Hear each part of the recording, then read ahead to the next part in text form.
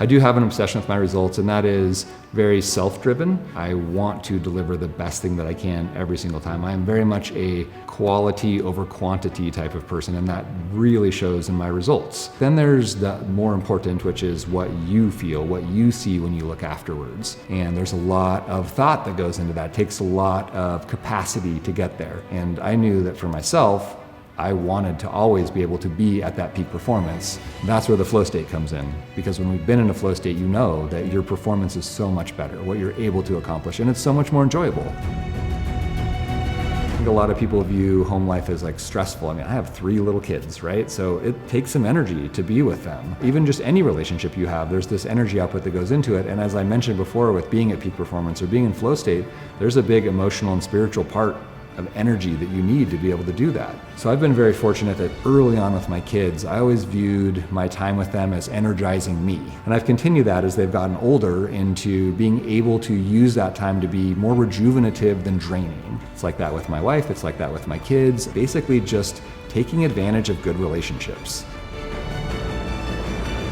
What you're eating, how you're sleeping, what exercise you're doing, how you're timing those things, even how you're interacting with your loved ones and your family, all can play into that ability to keep getting up to peak performance or in that flow state day to day. So for me in my flow state preparation, getting in the hyperbaric chamber is quite literally getting in a sensory deprivation chamber. I close it up, I'm in there in my own little world, it's focus time, I'm getting to read articles that I'm excited about, I've saved them for that moment, I get to visualize the procedure that I'm about to do. It's just a really wonderful intake of cognitive time for me.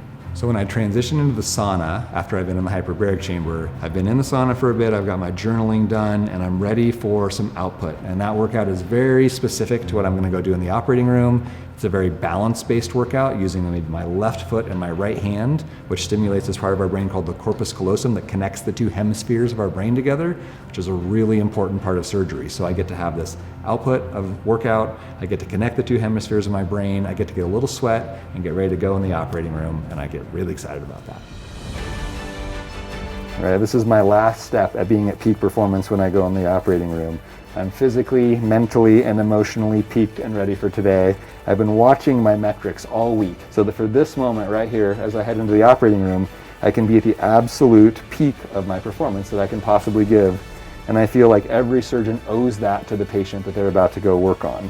So in this quest for peak results, I am looking for any little edge, any little percentile of improvement that I can get. That comes with what we do pre-operatively with our patients, the diet we put them on to be anti-inflammatory, so they come to us prepared, ready for this event. What we do during surgery, a strong use of regenerative medicine. And then of course, after the procedure, a very dialed in recovery protocol that I'm constantly evolving. I've been working on it for years. I think about it all the time. And then all of the flow state, all of the peak performance, all ties into that mutual obsession that we have to get the best results.